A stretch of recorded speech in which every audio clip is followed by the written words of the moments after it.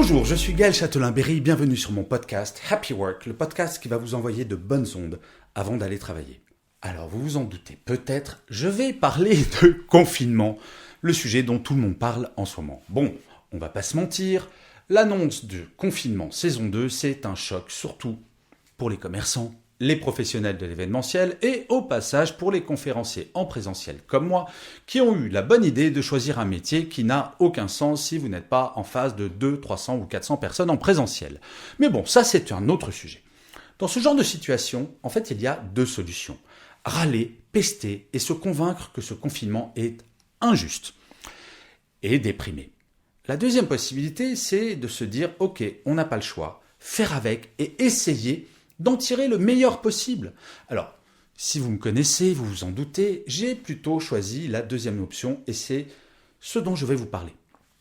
La première chose à faire, c'est trouver un sens à ce confinement. En fait, la perte de sens a été l'un des plus grands problèmes du confinement saison 1. Et oui, on était confinés, mais finalement, on ne savait plus trop pourquoi on travaillait, pourquoi on était en télétravail et surtout à quoi ça servait. Alors tout d'abord, il y a quelques questions auxquelles il faut répondre. Vous avez peut-être entendu parler de ce principe d'immunité collective. Le principe est assez simple, tout le monde se contamine et comme ça la maladie va disparaître puisqu'on va développer des anticorps. Et il faut que entre 50 et 70% de la population ait développé ces anticorps pour que cela fonctionne. Certains pays, dès le mois de mars, ont fait le pari de l'immunité collective. La Suède et les Pays-Bas. Au mois de juin, la Suède pensait avoir réussi, sauf que, en fait, eh ben non, comme partout en Europe, l'épidémie repart aux Pays-Bas et en Suède. Le problème, c'est qu'on ne sait pas combien de temps on est immunisé une fois qu'on a eu le corona. Vous voulez un exemple ? Eh ben, je vais vous parler de moi.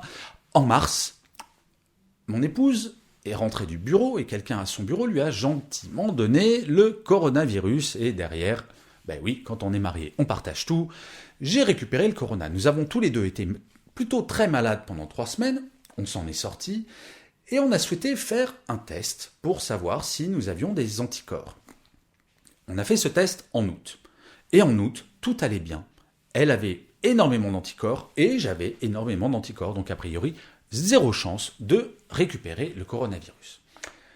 Et puis nous avons, il y a un mois, refait ce test. Et là, moi, j'avais toujours des anticorps très très élevés. Donc a priori, aucune chance de récupérer le corona. J'étais plutôt content. Mais mon épouse, 0 anticorps.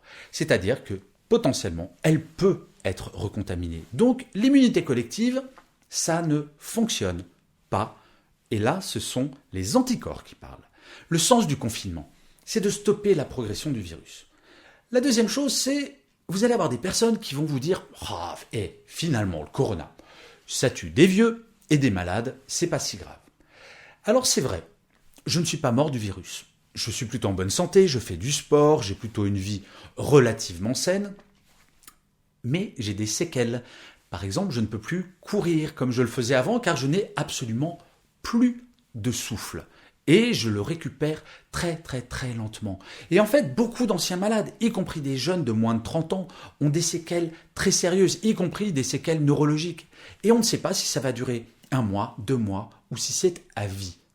Bon, une fois qu'on sait pourquoi on est confiné, donc je vous ai donné 2 raisons, je pourrais en parler pendant des heures. Bon, c'est bien beau, mais comment on fait pour bien le vivre ? Eh bien, c'est ce dont je vais vous parler maintenant. En fait, le Covid et le confinement, c'est un petit peu comme une maison hantée. Je ne sais pas vous, mais quand j'étais ado, on allait dans des fêtes foraines avec mes copains et il y en a certains qui aimaient les maisons hantées. Moi, je détestais ça, mais pour faire partie du groupe, je les accompagnais forcément. Et j'arrivais à le faire, à dépasser ma peur parce que je me disais, il y a une porte de sortie et ça va durer 5, 10 minutes, un quart d'heure peut-être. Mais j'y allais parce que ça avait un temps déterminé. Le Covid, c'est comme une maison hantée dans laquelle il n'y aurait pas de porte de sortie. Bref, c'est une horreur. On a un truc qui nous fait flipper et on ne sait pas quand on va en sortir. C'est le fait de ne pas savoir quand arrivera la fin. Est-ce que c'est un confinement de 1 mois ou de 3 mois ou de 6 mois ? On n'en sait rien. Et c'est ça qui est angoissant, entre autres. Et en fait, le truc, ça va être, et c'est ce que je vous propose, d'ajouter des lumières dans cette maison hantée. C'est vrai, une maison hantée avec des lumières dedans, voire plein de lumière, voire le plein jour dedans, tout de suite, ça fait un petit peu moins peur. On voit quand même les squelettes, mais bon, un squelette en pleine lumière, on sait qu'il ne va pas nous sauter dessus. Et en fait, je vais vous donner quelques lumières que vous pouvez rajouter. Ensuite, vous pourrez imaginer vos propres lumières. La première chose, c'est d'utiliser votre temps de transport que vous aviez habituellement pour aller travailler pour vous. Il ne faut pas, comme une étude l'a montré, rajouter du temps de travail. 48 minutes ont été rajoutées pendant le premier confinement par salarié. C'est-à-dire qu'au premier confinement, on travaillait 48 minutes de plus. Au lieu de prendre le métro ou de prendre sa voiture, on travaillait. Eh bien, ce temps-là, utilisez-le pour vous, pour faire quelque chose que vous aimez. Ça peut être lire, ça peut être faire du sport, ça peut être faire ce que vous voulez. Mais il faut bien avoir le sentiment que grâce à ce confinement, vous avez, en gros, en moyenne, 50 minutes de temps rien que pour prendre soin de vous.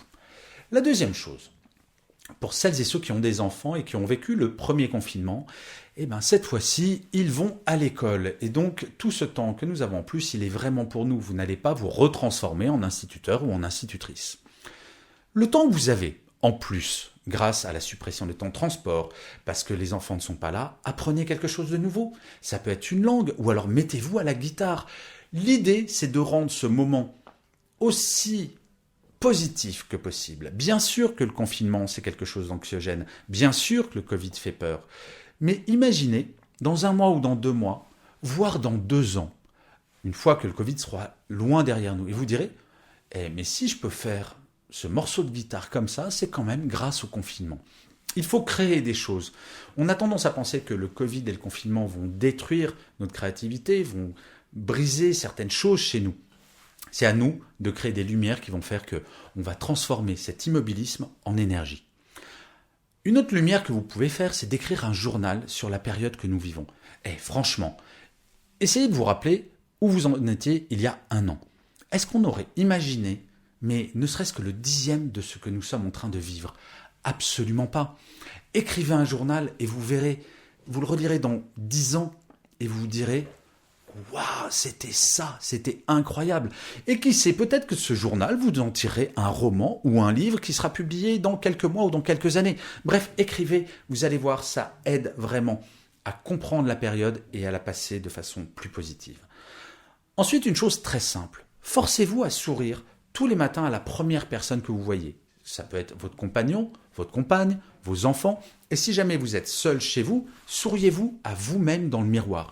Il est fondamental de commencer la journée de façon souriante et positive. C'est pas parce qu'on est confiné qu'on est obligé de passer sa journée à se flageller avec des orties fraîches et à se dire « c'est vraiment trop horrible ce qu'on est en train de vivre ». Non, on n'a pas le choix. Donc autant optimiser ça et donc souriez. Commencez votre journée en souriant.